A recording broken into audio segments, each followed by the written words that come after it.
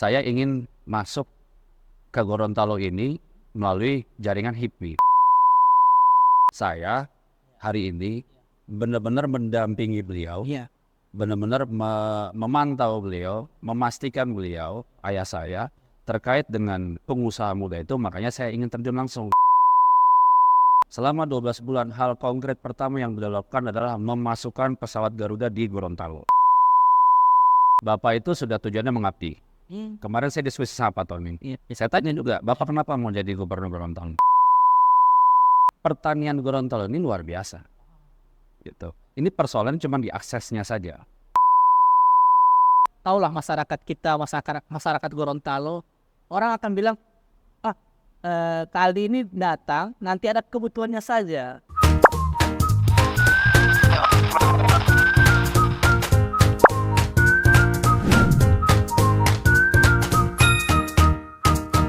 Hai, bertemu lagi dengan saya Andi Arifudin dalam Cover Story. Hari ini saya sudah kedatangan tamu, salah satu pengusaha yang mungkin juga akan menginspirasi teman-teman yang hari ini akan banyak berbicara tentang usaha atau pengusaha di Gorontalo. Bersama kita ada Kak Aldi Ngoli. Jadi beliau ini adalah putra dari Bapak Tony Huloli. Beliau ingin berbagi kiat sukses untuk menjadi pengusaha muda. Bagaimana kabarnya, Kak?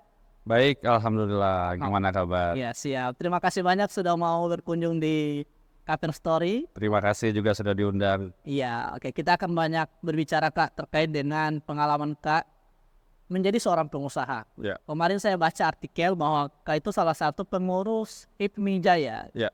Nah, kira-kira bagaimana, apa usaha yang Kak lakukan dan bagaimana ketika Kak menjadi seorang pengusaha? Oke. Ya. Kalau jadi saya sendiri sebenarnya usaha saya itu di dunia pertambangan. Oke. Jadi dulu saya disekolahkan sama orang tua tuh di luar negeri. Kita semua anak-anaknya disekolahkan, ada yang di Inggris, ada yang di Amerika gitu. Jadi saya dulu ngambil pendidikan di bisnis manajemen. Begitu balik ke Indonesia langsung terjun ke dunia usaha. Itu usaha orang tua, kita waktu itu masih, walaupun di bisnis orang tua kita masih jadi pegawai saat itu. Iya. Pegawai, masuk ke dunia pertambangan. Kurang lebih 2 tahun saya belajar tentang pertambangan dan akhirnya dipercaya menjadi direktur utama di tahun 2010. Iya. Dari 2010 lah saya terjun di dunia usaha, saya fokus di dunia pertambangan batu bara. Jadi memang Pak Tony ini memiliki tambang batu bara di Papua. Karena basically kita ini, saya lahir besar di Papua. Anak-anaknya pun juga lahir besar di Papua. Pak Tony asli Gorontalo, merantaunya ke Papua. Wah, dari tahun berapa merantau ke Papua? Saya kalau lebih tepatnya itu mungkin sekitar tahun 70-an ya. Sekitar tahun 70-an. Itu karena saya lupa tepatnya. Karena kakak saya aja lahirnya tahun 81 kan. Berarti kan berarti sebelum itu sudah berada di Papua. Irian dulu sebutnya, dulu Irian, masih satu pulau dulu Irian. Dan akhirnya beliau berusaha di Papua sendiri, merantau tanpa ada siapa-siapa. Dan akhirnya beliau sekarang menjadi seorang pengusaha. Kak Aldi sendiri selama perjalanan sudah berapa umur sekarang, Kak? Saya 38. 38. Perjalanan 38 tahun. Pernah tidak Pak Tony atau Kak Aldi sendiri atau keluarga Huloli itu berbuat untuk Gorontalo? Ya. Kalau ditanya soal kami bagaimana ke Gorontalo ya. Bapak itu dari saya ingat betul dari zaman saya masih di Irian dulu. Saya kan SD SMP Irian. SMA di Jakarta 2 tahun lalu ke Amerika. Itu Bapak itu sudah banyak melakukan sebenarnya dia lebih fokusnya itu karena memang saat itu pengusaha. Iya. Dia fokusnya di kampung halaman di wilayah memang saat itu dia tinggal. Iya. Gitu. Jadi pertama keluarga. Itu zaman dulu ya, awal mula pertama keluarga yang dia fokus. Dia membantu tetangga, membantu saudara dulu dia semua di Gorontalo. Tujuannya menjadikan mereka semua itu pengusaha. Jadi banyak saudara-saudara Bapak, Pak Tony itu memang dikeluarkan dari Gorontalo. Itu tujuannya adalah merantau. Iya. Dengan mereka merantau, setelah mereka punya ilmu, pengalaman, bagaimana menghadapi tantangan di luar dari Gorontalo, mereka kembali ke Gorontalo. Itu hal pertama kecil yang beliau lakukan, hal yang sangat mendasar. Kalau ditanya apa-apa yang sudah dilakukan di Gorontalo, ya memang secara kasat mata tidak pernah terlihat Iya. karena beliau itu kan bukan politikus dulunya, Iya. pure pengusaha. Tapi kan dulu pernah menjadi wakil Ya, gubernur di Gorontalo. betul. Pernah, dan akhirnya beliau kemarin dipercayakan Iya. menjadi wakil gubernur di tahun 2009 atau 2010 saya lupa. Iya. Kalau bicara hal konkret, beliau itu kan jadi wagub itu hanya karena PAW, Iya. pergantian waktu kan. Iya. Jadi waktu jadi itu kurang lebih 1,5 tahun. 1,5 tahun itu anggap 1 tahun kerjanya, Iya. 12 bulan. Iya. Selama 12 bulan, hal konkret pertama yang beliau lakukan adalah memasukkan pesawat Garuda di Gorontalo. Oke. Itu hal konkret yang pertama beliau lakukan, karena dengan adanya Garuda, Iya. ini kan menjadi maskapai Iya. utamanya Indonesia punya BUMN. Adanya Garuda di satu daerah atau satu provinsi itu menandakan investasinya maju di sana. Perekonomian yang maju, otomatis datanglah investasi-investasi dari luar Gorontalo bisa masuk ke daerah tersebut. Itu salah satu dasar saya sebagai pengusaha yang memang ada di ibu kota Jakarta. Jadi kalau misalkan satu daerah yang kita provinsi ya, bukan bicara kabupaten. Iya. Saat itu kalau gambaran kita provinsi tanpa ada pesawat Garuda masuk, itu kan berarti kan ada sesuatu, pertumbuhan ekonominya berarti tidak bertumbuh dengan baik. Iya, betul. Nah, disitulah langkah pertama beliau. Nah, kan tentu mengikuti perjalanan bagaimana Gorontalo sampai dengan hari ini. Iya.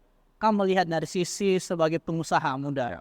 Kau juga pernah di HIPMI. Nah, kultur masyarakat atau pengusaha kita Ya. itu menurut Kak, Ya. itu seperti apa? Ya. Pasti ada perbedaan dong Ya. antara Jakarta, Papua dengan Gorontalo itu Ya, sendiri. betul. Dari sisi pengusaha-pengusaha mudanya, kau melihatnya seperti apa?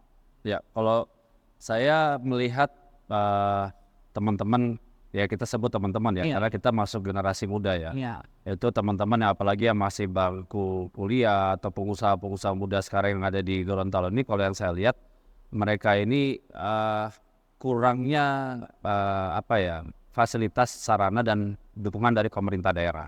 Itu poin pertama. Jadi memang mereka itu karena kurangnya dukungan dari pemerintah daerah, Iya. otomatis mereka mencoba dengan cara mereka sendiri.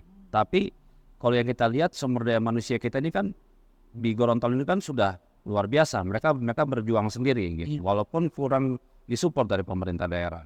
Dan juga kalau kita bicara sumber daya alam Gorontalo itu besar sebenarnya. Iya. Ini sangat luas sumber daya alam Gorontalo. Jadi pandangan saya ini tinggal bagaimana kita memberikan ruang yang lebih luas lagi, bisa memberikan seperti contohnya pembiayaan atau akses permodalan buat teman-teman pengusaha muda dan calon pengusaha muda di Gorontalo itu agar mereka berani dan mau. Tapi di Gorontalo potensi itu ada. Tentu, kalau bicara semua daerah, apalagi Gorontalo ya, Iya. ini sekarang kita masuk provinsi termiskin nomor 5 di Indonesia. Tapi kalau kita melihat, ini kan kemarin saya keliling dari Iya. 1 tahun ini saya keliling kemarin di beberapa wilayah. Pertanian Gorontalo ini luar biasa. Gitu. Ini persoalan cuma di aksesnya saja. Gitu. Makanya akses itulah yang menjadi alasan kenapa harga-harga kita tidak bisa bersaing dengan provinsi yang ada di sekitaran Sulawesi. Mereka fokusnya di Sulawesi Tengah, Sulawesi Selatan, bahkan Sulawesi Utara. Iya. Utaranya lebih jauh loh Iya, betul. ke belakang, tapi dia didukung sama fasilitas transportasi baik udara dan laut yang begitu masif. Dan itu menjadi target utama kita nanti sebagai pengusaha di sini. Oke. Ini kan Kak bilang tadi waktu Pak Tony datang ke Gorontalo sebagai wakil gubernur, beliau sudah ada yang dilakukan. Ya. Tadi mendatangkan Garuda. Ya. Nah sekarang ingin mencalonkan diri sebagai calon gubernur. Ya. Dan insya Allah itu siapa tahu rezekinya beliau. Ya, untuk amin. pilih. Amin. Ada program yang menarik, tagline yang beliau sematkan adalah Ya. hebatkan Gorontalo. Ya. Nah, Kak sendiri melihat tagline ini dari sisi kaum muda di Gorontalo seperti apa? Ya. Kalau saya ini bukan politikus ya. Iya. Saya ini bukan politikus, saya pure pengusaha. Betul. Jadi kalau bicara tagline itu yang saya lihat adalah hebatkan Gorontalo ini menyangkut segala macam aspek. Kalau kita masuk ke sisi entrepreneur atau pengusaha muda di Gorontalo, jadi memang cita-cita besar Pak Tony itu adalah ingin melahirkan pengusaha-pengusaha muda asli Gorontalo hebat seperti Sandiaga Uno, Iya. seperti pengusaha-pengusaha yang sudah dari asli Gorontalo sudah go nasional bahkan go internasional. Betul. Ada juga salah satu senior kita pengusaha hebat juga Rahmat Gobe. Iya. Jadi itu menjadi semangat beliau apabila dia dipercayakan, diamanahkan dan rezekinya beliau menjadi gubernur insya Allah di 5 tahun ke depan. menjadi target utama beliau adalah bagaimana bisa memberikan akses permodalan, segala macam aspek akses untuk pengusaha-pengusaha muda dan juga calon pengusaha muda yang sekarang masih duduk di bangku mahasiswa. Itu menjadi target utama beliau. Saya hari ini benar-benar mendampingi beliau, benar-benar memantau beliau, memastikan beliau, ayah saya, terkait dengan pengusaha muda itu. Makanya saya ingin terjun langsung di dalam pengusaha muda di Gorontalo ini. Jadi tujuan turun langsung, terjun langsung. Kan sudah begini, beberapa anak-anak dari calon-calon, mungkin ada yang sudah terjun di politik, mungkin oke lah akan membantu. Tapi kan biasanya ketika Kak Aldi itu Pak Tony mau maju kan biasa di sistem usaha, biarlah itu urusan Bapak, saya dengan usaha saya, biasanya seperti itu. Nah, Kak bukan basic di politik, tapi mau loh untuk terjun di lapangan, mau bantu dan punya gagasan visioner untuk di lapangan itu seperti itu. Jadi gini, Pak Tony ini kan bisnis di dunia pertambangan. Kalau kita lihat dalam pertambangan ini kan orang-orang hebat di Indonesia ini basic mereka semua jadi hebat itu secara pendapatan perusahaan itu adalah dari dunia pertambangan. Entah itu batu bara, nikel, emas dan lain-lain. Ya kita lihat aja yang besar-besar ini. Abu Rizal Bakri, Erick Thohir, itu semua tuh mereka itu besar itu karena memang dunia pertambangan. Kalau kita balik ke Gorontalo, Bapak itu sudah tujuannya mengabdi. Kemarin saya diskusi sama Pak Tony. Saya tanya juga, Bapak kenapa mau jadi gubernur Gorontalo? Di lain sisi Bapak sudah 65 tahun, sudah cucu sudah banyak, sudah menikmati hidup. Apa yang mau dicari? Dia bilang, Papa ini di sisa umur Papa ini mau mengabdi. Sekarang APBD Gorontalo tidak lebih dari kurang dari 2 triliun. Kurang dari 2 triliun. Dengan jumlah sumber daya manusia dan sumber daya alam kita, itu tidak mungkin bisa membantu pertumbuhan ekonomi di Gorontalo. Peran kita, Papa ini punya akses luas di Gorontalo. Makanya Papa pengen masuk ke Gorontalo. Dengan aksesnya Bapak di Gorontalo itulah dia pengen mendatangkan investasi di Gorontalo. Dan saya selaku anaknya pengusaha muda juga di sini ingin turut serta membantu. Karena saya ini punya pengalaman di dunia usaha.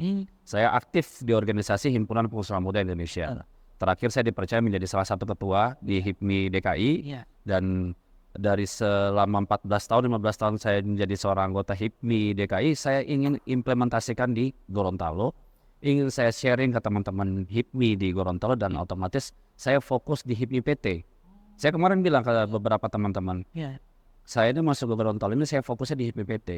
Karena mereka lah modal utama, bukan saja anggota HIPMI, modal utama perekonomian Gorontalo di kemudian hari. Kalau mereka tidak disupport, tidak diberikan akses seluas-luasnya, akses permodalan, pengetahuan tentang dunia usaha, tidak mungkin bisa berkembang. Di Gorontalo kan banyak UMKM. Nah, kemarin saya juga bicara dengan salah satu pelaku UMKM di Gorontalo. Kesulitannya itu tembus pasar nasional. Biasanya mereka buat produksi tapi jualnya itu susah. Betul. Nah, Kak punya jaringan tidak untuk ke arah sana? Jadi gini, saya bulan Januari kalau tidak salah, Februari Januari akhir, saya datang ke Gorontalo mengajak teman-teman saya. Ada beberapa anggota HIPMI dan ada beberapa investor. Kita ini anak-anak muda yang umurnya di bawah 40. Partner saya ini, dia punya menjalankan suatu usaha dalam kapital bisnisnya dia sudah lebih dari 100 miliar. Dan saya meyakinkan dia untuk investasi di Gorontalo. Dan itu bukti nyata satu orang pertama yang saya ajak di bulan Januari. Akhirnya saya ajak jalan-jalan pertama, dia lihat dulu. Akhirnya ada gambaran kelapa, ada gambaran rumput laut, dan lain-lain. Disitulah kita membuat suatu konsep yang insya Allah nantinya akan kita buat pabrik di sini. Dan kebetulan dia ini berbisnis di bidang logistik. Disinilah menjadi target kita. Pertama yang harus dijadikan dasar kenapa kita sulit menembus pasar nasional. Jangan dulu pasar internasional Betul. Kita bicara pasar nasional karena bicara masalah jarak. Kedua, jarak pun juga sebenarnya di Papua pun jauh. Tapi mereka bisa go nasional. Akses. Jadi memang Gorontalo ini membutuhkan akses yang lebih luas agar harga-harga yang tadinya dari Gorontalo itu bisa bersaing dengan Jawa, gitu. Harga-harga di Gorontalo ini bisa menembus pasar nasional. Jadi memang, tapi di lain sisi kita juga butuh support dari pemerintah daerah. Tanpa kehadiran pemerintah daerah sungguh-sungguh kepada pengusaha muda ini, otomatis kita susah. Harus ada intervensi dong dari pemerintah daerah. Harus. Pemerintah daerah itu harus turun langsung membantu, memberikan pelatihan ke teman-teman dan membukakan akses lebih luas. Karena harus ingat, ini kita pengusaha semua. Satu daerah tanpa adanya pengusaha atau minimnya pengusaha, itu sudah tidak mungkin membantu pertumbuhan ekonomi. Tapi apabila pengusaha itu di dalam satu daerah melebihi dari rata-rata presentasi di satu provinsi, otomatis akan membantu pertumbuhan ekonomi di Gorontalo. Nah, yang saya takutin ini gini, Kak sudah banyak menjelaskan tentang apa yang akan dilakukan. Tapi kan tahulah masyarakat kita, masyarakat Gorontalo, orang akan bilang, kali ini datang, nanti ada kebutuhannya saja. Ya, sebelum itu tidak pernah melakukan apa-apa. Nah, pertanyaan saya adalah, apa yang sudah Kak Aldi lakukan selama ini yang orang belum tahu sama sekali bahwa saya sudah bekerja di Gorontalo jauh sebelum ayah saya atau bapak saya mau maju di pilkada ini. Jadi ini pertanyaan yang bagus sebenarnya. Jadi memang gini, saya ini kan sekarang umur 38 tahun. Sebentar lagi umur saya 40 lah. Kurang lebih insya Allah kalau umur panjang 2 tahun lagi umur saya 40. Di HIPMI itu kita punya batas umur maksimal di 40. Misalkan 41 kita sudah tidak bisa masuk sebagai anggota aktif. Gitu. Dan saya ingin masuk ke Gorontalo ini melalui jaringan HIPMI. Gitu.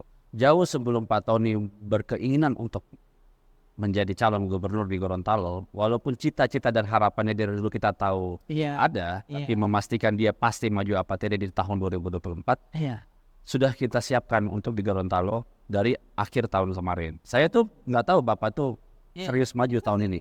Kita nggak tahu. Bahkan sebenarnya saya pribadi sempat menolak. Alasannya? Ya sudah nikmat sama dunia usaha apa? Kenapa lagi mau capek-capek? Ini sederhana kan Bapak. Ya kita kan punya orang tua umur panjang. Untuk menjadi seorang gubernur itu bukan sesuatu hal yang mudah selama 5 tahun ke depan. Dia terjun langsung. Tapi inilah dasar dia, pengabdian dia kepada Gorontalo.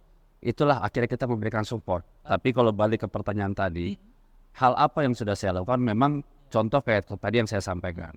Saya ajak partner saya datang ke Gorontalo. Kita berinvestasi di Gorontalo. Itu dimulai dari situ tanpa sepengetahuan Pak Tony. Saya mungkin kalau ketemu Pak Tony bisa pastikan. Saya ke Gorontalo kemarin tanpa sepengetahuan Bapak. Bapak tuh nggak tahu saya ke Gorontalo.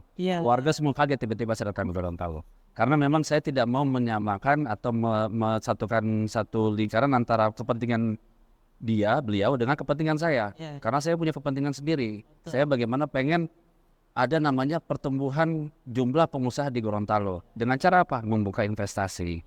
Saya sempat dengar juga kemarin Pak Tony bilang, nggak usah kamu ngurusin saya maju di politik. Kamu fokus aja di usahanya itu.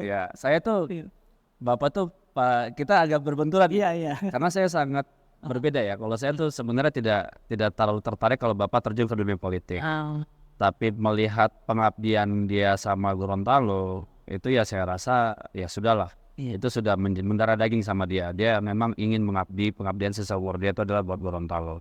Nah di lain sisi saya sebagai pengusaha, kita kan sebagai pengusaha harus melihat peluang. Betul. Ya kan? Saya nggak mau satu tempat di dalam Jakarta dan Papua, kita harus melihat peluang. Dan setelah saya fokus kemarin di Papua selama beberapa tahun terakhir, saya melihat peluang di Gorontalo ini ada. Tapi tinggal kita memberikan dukungan dan akses yang lebih besar aja. Gitu, keberanian. Akhirnya saya meyakinkan teman-teman saya di Jakarta untuk ayo kita sama-sama investasi di Gorontalo. Jadi saya bilang Pak Tony, Papa tenang aja. Saya di Gorontalo tidak akan satupun saya sentuh APBD di Gorontalo. Saya pastikan itu. Tidak akan satupun saya sentuh. Yang saya pastikan, saya akan datangkan permodalan, saya akan datangkan investasi, datang ke Gorontalo dan hasilkan uang. Itu yang saya mau cari. Luar biasa sekali. Program yang Kak Aldi canangkan untuk Gorontalo hebat ini. Insya Allah. Pertanyaan lagi dari masyarakat juga ini. Mereka kemarin saya sudah bilang bahwa akan undang anaknya Pak Tony. Tentu mereka juga pengen nitip. UMKM kita ini banyak loh Pak. Dari skala kecil, dari makro, mikro, hingga yang sudah skala menengah. Tadi dikatakan bahwa akses itu akan didatangkan. Nah, semisalnya Pak Tony menang nih. Jadi gubernur. Kemudian itu tidak terwujud. Artinya amit-amit lah ketika sudah dijanji saya kampanye bla bla bla, akhirnya itu tidak dilakukan. Kira-kira ada garansi tidak untuk masyarakat kita Apa dasarnya tidak dilakukan? Iya, misalnya tidak ditindaklanjuti tadi, kayak tadi akses itu ternyata nggak sama juga dengan jabatan-jabatan kemarin atau pejabat-pejabat kemarin yang tidak membuka akses ya, kami harus cari sendiri. Betul. Nah itu orang tanya garansi untuk kita apa? Orang kan pasti berpikir, salah satu yang menarik perhatian orang adalah ketika bagaimana Kak mengiming para pengusaha termasuk kami yang kecil-kecil ini itu masuk sampai ke nasional, minimal nasional. Ada jaminan tidak? Jadi gini, kalau kita bicara jaminan terkait dengan dunia usaha, itu sulit untuk dipastikan. Tapi kalau bicara kapan kita mulai bergerak, itu bisa saya jamin. Gitu. Kita memulai bisnis itu sudah saya pastikan. Itu bisa kita mulai. Ya seperti yang tadi saya bilang, contoh pertama, kita sudah berinvestasi di Gorontalo Utara. Itu saya pribadi dengan teman-teman saya. Itu udah contoh konkret pertama yang saya lakukan. Kedua, saya ini insya Allah kalau diamanahkan mau maju sebagai calon ketua umum BPD HIPMI Gorontalo di 3 tahun ke depan. Ini bukan karena ada KKN ya, nepotisme ya. Tapi kebetulan HIPMI Gorontalo ini tahun ini memang musda. Kebetulan juga mau pilgub. Jadi serba salah kan. Kalau tidak saya ambil sekarang, umur saya sudah habis. Gitu. Maksudnya sudah selesai karena 3 tahun lagi umur saya sudah 41. Jadi harus saya ambil sekarang. Dasar saya ingin menjadi ketua umum HIPMI di Gorontalo inilah itu dasar konkret pertama saya ingin bekerja di Gorontalo. Kenapa? Bro, ini gue panggil bro aja ya. Di Jakarta ini udah nikmat. Saya ditawarkan untuk menjadi Badan Pengurus Pusat BPP dengan jangkauan yang lebih luas. Tapi kenapa saya mau masuk ke Gorontalo? Ini karena kita melihat peluang.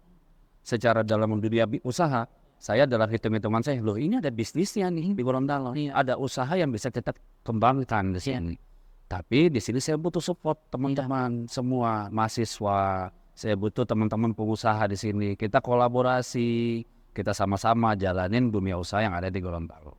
Itu program mungkin konkret yang pastinya insya Allah jika saya diamanahkan menjadi ketua umum. Berarti ketika terpilih, Bapak terpilih, Kak maju ke HIPMI, terpilih juga misalnya. Berarti ada yang ngontrol dong. Ngontrol apa?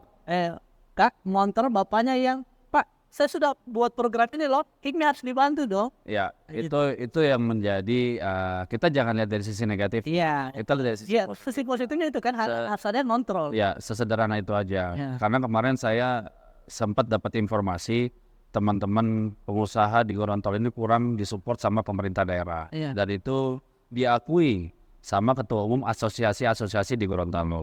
Gitu. Nah, dengan program inilah harapan saya kalau memang nantinya Pak Tony terpilih menjadi gubernur Gorontalo di 5 tahun ke depan, dan kalau memang saya diamanahkan menjadi ketua umum HIPMI Gorontalo, ini kan menjadi kolaborasi yang sangat menarik. Gitu. Saya butuh, harapan saya itu adalah support dari pemerintah daerah. Karena peran pengusaha muda ini adalah membantu pertumbuhan ekonomi di Gorontalo, membuka lapangan kerja. Kalau pemerintah daerah support mahasiswa, contoh mahasiswa, ini mahasiswa ini setelah menaik kuliah ada yang jadi PNS. Ada ya paling mayoritas PNS lah. Saya tahu kemarin kita hitung-hitung mayoritas lulus kuliah mereka berbondong-bondong ke PNS. Ini yang harus kita jaga, bro. Ini yang harus kita jaga. Kalau mayoritas pengusaha mahasiswa lulus kuliah jadi PNS, sulit dalam pertumbuhan ekonomi di dalam provinsi sendiri. Itu sulit. Di Gorontalo sendiri Kak, coba jalan-jalan ke arah kawasan Sudirman, kampus. Ada juga sekarang Kalimadu, pusat kuliner. Itu kebanyakan itu anak-anak kuliah yang nyambi mencari modal untuk biaya hidup. Mereka jualan di situ. Tapi kan mereka juga itu akses permodalan itu yang sangat susah. Ya betul, saya setuju. Jadi gini. Kalau dalam dunia usaha itu bukan yang menjadi dasar pertama sebenarnya bukan akses permodalan. Adalah pengetahuan kita dalam dunia usaha. Itu menjadi dasar pertama, pengetahuan kita. Kalau bicara balik ke bawah lagi, turunan ke bawah adalah keberanian, kesungguh-sungguhan, gitu, ketekunan gitu. Kalau bicara akses permodalan itu sudah bagian dari modal dasar kita untuk maju dalam dunia usaha. Makanya saya melihat teman-teman yang ada, contoh kemarin saya diajak keliling di sekitaran UNG, itu kan banyak UMKM. Saya ngobrol ada beberapa, ada yang kuliahnya bukan di UNG, tapi mereka kuliahnya di tempat-tempatnya saya lupa nama kampusnya apa, tapi mereka buka dunia usaha di situ. Mereka ada yang di Krebs, mereka bikin. Itu saya ngobrol salah satu itu dia kampusnya di mana gitu. Mereka sudah mulai di situ. Iya. Jadi kan tinggal kita membantu membackup, memberikan edukasi, pengetahuan tentang dunia usaha. Apa sih dalam dunia usaha itu tantangan pertamanya apa sih? Kita backup dengan apa? Akses permodalan. Karena akses permodalan itu bagian yang terpenting dalam dunia usaha. Iya. Tapi di balik situ juga kita harus memberikan edukasi. Bagaimana mereka mendapatkan modal ini, mereka teredukasi memanage modalnya mereka sebaik mungkin agar mereka bisa menyelesaikan akses modal itu dengan sebaik mungkin dan mendapatkan hasil. Jangan hanya modal, bahaya bro. Kalau Iya. modal bisa kemana-mana, Iya, bisa disalahgunakan juga. bisa disalahgunakan. Ada modal, habis modal ya sudah nggak ada. Ya, jadi edukasi juga penting. Oke, Kak, terkait dengan Bapak sekarang aktivitas. Ya. Keseharian beliau itu bagaimana sih di rumah dengan Ya. keluarga, dengan cucu-cucu yang tadi dibilang, Ya. "Oh, Bapak istirahat aja, kami aja yang bekerja di Ya. usaha ini." Ya. Nah, bagaimana? Bapak itu walaupun dibilang tadi saya bilang sudah istirahat, dia tidak pernah istirahat. Ya. Sampai umur 65 tahun sekarang dia, saya lupa 65 apa 66 tahun Iya. ini, dia itu tetap terjun dalam dunia usaha. Iya. Gitu. Itu dia tetap mengabdi, dia datang ke Gorontalo itu rutin, ke Gorontalo bertemu keluarga. Kemarin itu banyak contoh ya Iya. pengabdian yang beliau lakukan di Papua. Iya. Saya keinget nih. Dulu waktu beliau jadi ketua HIPMI Irian tahun 93 kalau tidak salah itu, Iya. dulu Irian masih jadi satu pulau besar. Betul. Dari Sorong sampai Merauke Jayapura itu masih satu pulau. Itu minimnya pengusaha asli putra Papua. Begitu beliau jadi pengusaha, jadi ketua umum HIPMI saja. Iya. Tapi atas pengabdian di HIPMI, dia ingin melahirkan, mencetak pengusaha-pengusaha baru asli Papua. Iya. Itu keinginan dia saat itu. Dan alhamdulillah si pengusaha-pengusaha itu yang menjadi bagian dari pengusaha HIPMI tahun segitu sampai akhirnya jadi pengurus Kadin. Iya. Sekarang mereka sudah ada yang jadi bupati, Iya. ada yang jadi anggota DPR RI, ada yang sudah jadi pengusaha nasional. Betul. Itu kuncinya sebenarnya akses. Iya. Bagaimana kita sebagai ketua asosiasi atau sebagai gubernur sungguh-sungguh mau mengabdi, menunjukkan hal-hal yang konkret untuk dunia usaha. Makanya Bapak ini background pengusaha, Iya. bukan PNS, bukan politikus, Betul. pure pengusaha. Jadi Disitulah. otomatis tidak ada pemikiran bahwa ada keuntungan nih jadi gubernur. Ini Bapak waktu jadi wagub, Iya. mungkin kalau bisa cari tahu, Iya. 12 tahun lalu, kalau bisa tanya orang PNS saat itu, Bapak sepakat sama Pak Gubernur, Nah, saya tidak mau ambil bagian dalam proyek di Gorontalo. oke. Saya fokus di dunia usaha. Boleh mungkin tanya sama Pak Gusnar sekarang maju sebagai cagup juga, Iya. kesepakatan beliau. Itu beliau ngomong langsung. Kenapa? Karena namanya proyek, kita tahu lah ini sangat sensitif. Dan dia sangat menjauhi hal itu. Dia hanya fokus di usaha. Makanya salah satu adalah bagaimana menumpang usaha di Gorontalo, dia datangkan Garuda ke Gorontalo. Itu jadi dasar pertama dunia usaha tumbuh di Gorontalo. Gorontalo. Termasuk juga membuka akses untuk para pengusaha baru Ya. di Gorontalo. Waktu saya ingat saya juga dulu beliau sempat rame mengundang para pengusaha untuk bagaimana bisa expand ke James Riyadi beliau undang. Abu Rizal Bakri dia undang. Bambang Sulistyo, SDS Suryo Bambang Sulistyo dia undang. Jadi memang ini kan jadi seorang pemimpin itu butuh akses. Iya. Kita butuh jaringan. Kita tidak mungkin fokus hanya ada di Gorontalo. Iya. Gitu. Kita butuh jaringan. Dengan jaringan itulah kita harus manfaatkan. Kita bangun daerah kita. Itu yang kemarin 12 tahun lalu Bapak lakukan. Dan sekarang ini adalah ibadah dia. Hal itulah yang ingin dia kembangkan. Nah, tinggal tersisa waktu kurang lebih 2 bulan lah. Oh ya, ya, Ini kan tadi sudah pengundian nomor ya, urut. Kemudian mungkin 2 hari lagi kampanye. ya. Otomatis 2 hari lah. Itu mau full di Gorontalo atau ada kesibukan lain untuk ngurusin usaha-usaha di luar? Siapa nih? Bapaknya? Oh enggak. Iya. Bapak Iya. sebenarnya Bapak ini sudah tidak bagian dari dalam perusahaan. Oh. Sudah lama tidak bagian di dalam perusahaan. Jadi 2 tahun terakhir banyak kan di Gorontalo ya? Gorontalo. Oh. Gitu. Jadi memang Bapak ini sudah fokus, dia mengabdi lah. Iya. Tuh, kita pun juga saya kan saudara 4. Iya. Kakak saya perempuan Yani, kakak pertama Yati, Iya. Suryati, kakak kedua Agriani, saya kembar. Saya punya saudara kembar. Makanya dia tanda lahir nih. Iya, iya, iya. Jadi kalau ketemu orang mirip saya jangan panggil Aldi. Kalau nggak ada ininya, itu Alan tuh. Ya itu makanya tadi sempat saya bingung namanya kan ada satu juga yang Namanya Alan. Alan. Iya, jadi Aldi Ardalan Uloli, Alan Gumilang Uloli, betul. Jadi kita berempat inilah yang sekarang meneruskan usahanya Bapak. Jadi Bapak sudah tidak bagian dalam sini karena kita sudah sepakat, kita pengabdian Bapak, Pak Tony, kita support, kita dukung selama dia demi kepentingan daerahnya dia. Karena dia bilang, yang saya ingat dalam pikiran dia bilang, Gorontalo ini apa? Coba bayangin aja, orang miskin banyak di sana. Kita mau ambil keuntungan apa di sini? APBD-nya aja kurang dari 2 triliun. Sorry, ini bukannya mau kita realistis saja ya, karena anggaran kita sedikit, kita ini hanya kota jasa gitu. kota jasa. Iya, kita hanya berharap di jasa untuk ekspor apa sangat sedikit sekali. Sangat sedikit sekali. Ada salah satu program Pak Ahmad Gobel kan itu anggrek tuh. Iya, anggrek. Iya. Itu salah satu jembatan pertama akses kita dunia usaha kita melalui dari gerbang sih. Iya. Makanya saya bikin pabrik saya itu di arah arah anggrek. Karena itu dekat dari situ. Lebih dekat aksesnya. Di situ kita kumpulin semua komoditas gitu. Nanti saya mau ajak teman-teman mahasiswa. Kita jalan-jalan nanti. Iya. Kita diskusi sama. Saya bawa teman-teman saya dari Jakarta. Kita diskusi, kita tukar pikiran gitu supaya teman-teman mahasiswa ini pemikirannya semakin luas gitu. Oh, ternyata dunia usaha seperti ini. Itu yang pengen saya bawa ke Gorontalo itu seperti itu. Tidak ada kepentingan apa-apa selain memang ya saya sebagai pengusaha pengen mengambil ada keuntungan. Iya. Tapi keuntungan yang saya ambil bukan dari APBD. Iya, betul. Bukan dari APBD ini saya bukan kontraktor soalnya. Saya bukan kontraktor yang bikin jalan, aspal gitu, bukan. Gitu. Kita punya usaha lain adalah pertambangan. Iya. Saya baru 3 tahun terakhir terjun di dunia pertanian. Iya. Gitu. Di pertanian inilah saya fokus di Gorontalo. Karena pertanian Gorontalo ini menjanjikan, bro. Cuma masalah akses aja. Dunia usaha kita ini Gorontalo pertanian ini menjanjikan. Jagung. Iya. Beras kita itu nomor 1 loh. Nomor 1. Ya kan? Kalau dilihat ya di ekosistemkan dengan bagus itu bakalan naik harganya. Iya. Karena saya punya akses di Kementerian Pertanian. Kita kemarin bikin namanya CPCL, bantuan dari Kementerian Pertanian. Cukup CPCL, dana KUR. KUR itu tapi kita harus struktur. Iya. Gitu loh. Jangan kur-kuran gitu loh. Harus struktur gitu loh. Jadi banyak lah sebenarnya yang ingin. Tapi harus ingat, tidak ada APBD yang akan kita gunakan untuk mengambil keuntungan dari situ. Karena saya bukan kontraktor. Ya. Kak, terakhir. Ketika pemilihan nanti dan terpilih, setelah itu dilantik. Ya. Kira-kira 100 hari kerja oleh gubernur dan wakil gubernur. Dari Kak sendiri, itu apa yang akan dilakukan 100 hari pertama?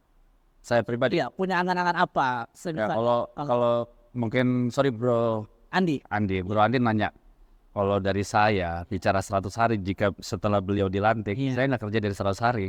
Saya mau kerja dari sekarang. Oke. 100 hari itu udah bagian dari Bapak aja. Iya. Kalau bicara saya memang mau mulai dari sekarang atau dari sebelum tanpa menunggu beliau dilantik. Harus diingat. Iya. Ada tidaknya Bapak menjabat. Ini kan urusan dia mengabdi kan ini rezeki dari Allah. Betul. Kalau memang garis tangannya dia menjadi gubernur, silakan. Yang pilih kan juga rakyat kan? Iya, yang pilih juga rakyat. Kalaupun tidak, sudah itu memang garis tangan. Tapi kalau dalam dunia usaha, saya sebagai pengusaha itu bukan menjadi pantangan buat saya beliau terpilih apa tidak gitu. Jadi kalau ditanya saya dari hari ini saya sudah memulai gitu. Tinggal membutuh seorang pemimpin di daerah memberikan akses yang lebih luas, jaringan yang lebih luas ke teman-teman pengusaha muda dan teman-teman mahasiswa. Itu aja yang saya ingin lihat. Jadi memang target Kak Aldi ini bagaimana pengusaha-pengusaha muda potensial di Gorontalo itu bisa berkembang dan naik kelas. Oh ya, harus. Gitu. Kita harus meningkatkan skill kita sebagai pengusaha. Karena biasa yang saya lihat sih hanya orang-orang itu saja dan yang kita itu belum dapat, ada sih beberapa, cuman biasanya basicnya dari orang tua, kemudian dia memang di atas. Karena memang dia bangun dari nol sampai itu sedikit sekali Kak. Betul. Gorontalo itu. Ya, saya kan lahir besar di Jakarta ya. Harus diingat teman-teman pengusaha di Jakarta itu mereka pun juga bukan generasi kedua. Iya. Teman-teman saya di HIPMI DKI itu mayoritas mereka bukan dari generasi kedua. Mereka begitu selesai kuliah, mereka memulai semua dari nol. Ada yang dari penjual nasi uduk. Sekarang sudah memiliki usaha yang besar. Kemarin calon ketua umum HIPMI DKI namanya Reno. Itu memulai dari punya warung nasi uduk. Iya. Masih muda, umurnya sekarang 34 tahun. Iya. Tapi sudah punya usaha yang sangat besar. Luar biasa besar ya. Itu semua apa? Jaringan dan akses. Jadi teman-teman kalau ingin belajar banyak tentang wirausaha, kita punya tokoh muda yang juga nanti jadi calon ketua Amin. HIPMI Provinsi Gorontalo dan ayah beliau sementara berjuang juga di Pilgub, dan siapa tahu motivasi dan ide-idenya sangat dibutuhkan di dalam pengembangan Gorontalo ke depan. Oke, terima kasih banyak Kak sudah hadir di sini. Kapan-kapan lagi kita diskusi, siapa tahu banyak inovasi, program-program baru atau usaha-usaha baru yang bisa sharing ke kami dan bisa ditayangkan lebih luas lagi di masyarakat Gorontalo. Kita bertemu lagi di program selanjutnya. Terima kasih.